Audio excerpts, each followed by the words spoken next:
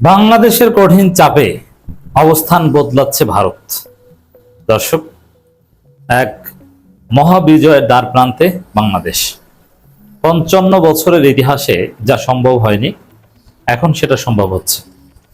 বাংলাদেশ ভারতকে নাকানি চুবানি খাওয়াচ্ছে। দর্শক, বাংলাদেশের পক্ষ থেকে প্রধানমন্ত্রী তারেক রহমানের ভারত সফরের জন্য অনুকূল পরিবেশ তৈরি করতে 4টা শর্ত দেওয়া হয়েছে। এই শর্তকে ভারত কঠিন শর্ত বলছে এবং এই শর্ত অনেকাংশে বাস্তবায়ন করার উদ্যোগ নিয়েছে।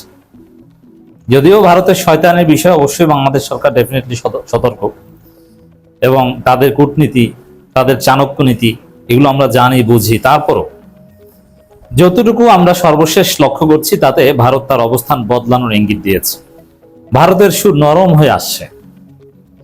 দর্শক, প্রথমে জাস্ট এটার মাধ্যমেই দেখেন, এখানে বাংলাদেশের প্রধানমন্ত্রী ভারতে যেতে চায় না, আর ভারত হাতে পায়ে ধরে নিতে চায়।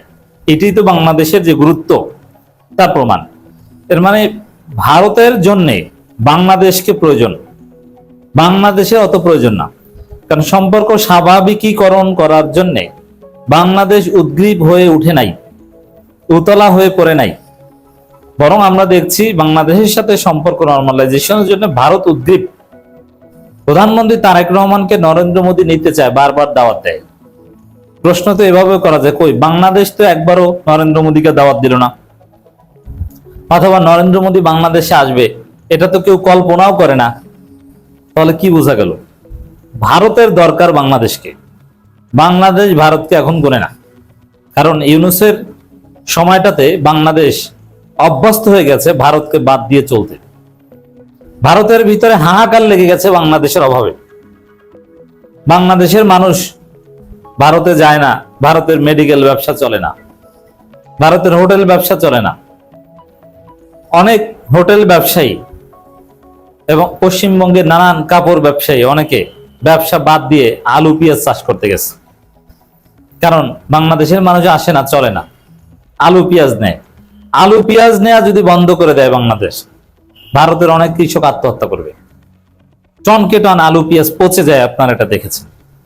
দর্শক, এই যে প্রধানমন্ত্রী তারেক রহমানকে বারবার দাওয়াত দেয়, আমন্ত্রণ জানায়, বিমস্টেকের সভাপতি হিসেবে রাজি না হয়, দ্বিপাক্ষিক সফরের আমন্ত্রণ জানায়, এর মধ্য দিয়ে মূলত প্রমাণিত হয় যে ভারতের দরকার বাংলাদেশকে। নরেন্দ্র মোদী চাপে আছেন, ব্যবসায়ীদের চাপে আছেন, আদানির চাপে আছেন। কারণ বাংলাদেশের সাথে সম্পর্ক স্বাভাবিক না হলে তাদের ব্যবসা বাণিজ্য 12টা বেজে যায়। তো দর্শক, এই জন্যই এই সুবিধাজনক অবস্থানে থেকেই বাংলাদেশ চাপ দিতে পারছে ভারতকে, শর্ত দিতে পারছে ভারতকে। আর তারা সেই শর্তের বেড়াজালে পড়ে ভারত সুর নরম করছে। এখন ভারত রেসিপ্রোসিটির কথা বলছে যে না না, ঠিক আছে, এটা স্বার্থের সম্পর্ক হবে, আমরাও দিব তারাও দিবে, আমরাও নিব তারাও নিবে। তো দর্শক, আরো নানান দিক থেকে ভারত সরকারের পক্ষ থেকে কিছুটা নরম সুর লক্ষ্য করা যাচ্ছে। যদিও শয়তানি এখনো আছে, যেমন হাসিনাকে ফেরত দেওয়ার বিষয়ে আদালতের কাঁধে বিষয়টা তুলে দিয়ে বিষয়টা এড়িয়ে যাওয়ার একটা চেষ্টা করছে। শয়তানি চাণক্য নীতি এটা আছে এবং থাকবে। বাট তারপরেও দর্শক, ভারত কিছুটা হলেও অবস্থান বদলাচ্ছে।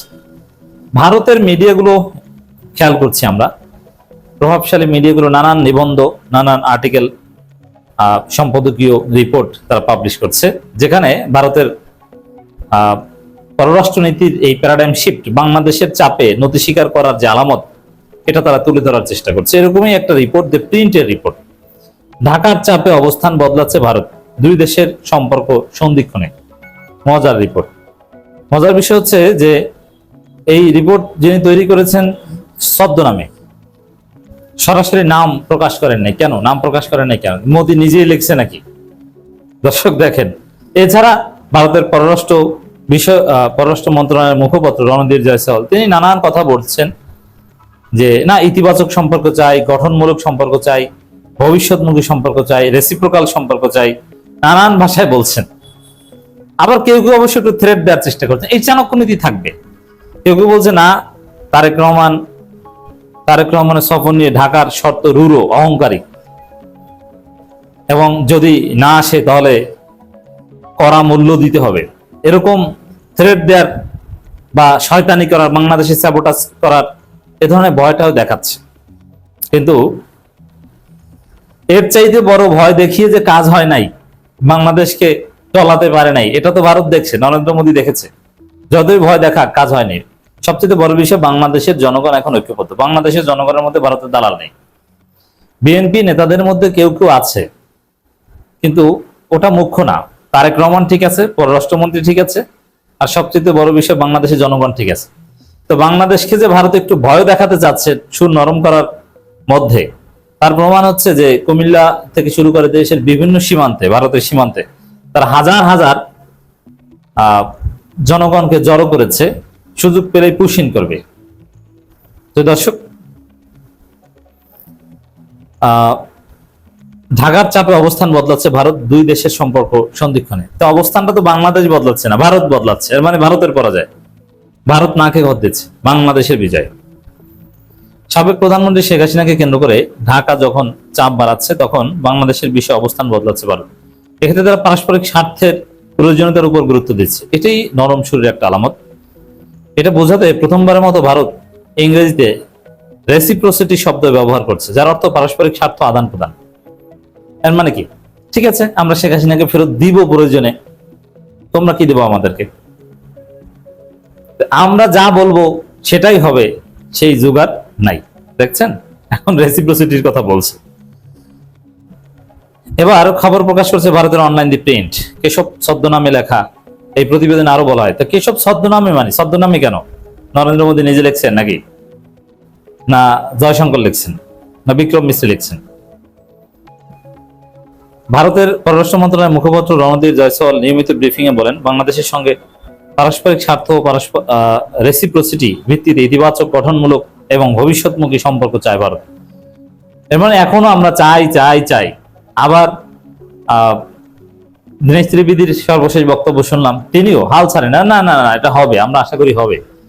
এখনো বলছে না না, আমাকে নরেন্দ্র মোদী বলে দিয়েছেন যে প্রধানমন্ত্রী তারেক রহমান ভারতে আসলে তাকে উষ্ণ অভ্যর্থনা জানানো হবে, সর্বোচ্চ বিরল সংবর্ধনা দেওয়া হবে, তাকে মাথায় তুলে নাচা হবে এবং মহা উপহার রেডি, নানান কিছু বলছে।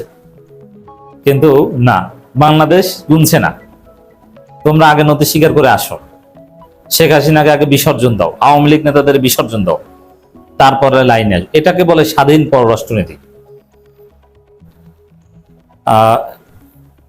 সাবেক প্রধানমন্ত্রী শেখ হাসিনা সংবাদ সম্মেলন নিয়ে আমাদের অবস্থান নতুন করে বলার প্রয়োজন, এই যে নতুন করে বলার প্রয়োজন নাই, এটাও তাদের একটা পরাজয়। যেটা আগে যা হয়েছে কি আর বলবো, থাক, নতুন করে বললাম না। মানে এখন ওরা আক্ষেপ করছে যে কেন যে হাসিনাকে বক্তব্য দেওয়ার সুযোগ দিলাম, এটা তো বুমেরাং হয়েছে। আমরা এখন দেখলাম দর্শক, বাংলাদেশের বিজয়।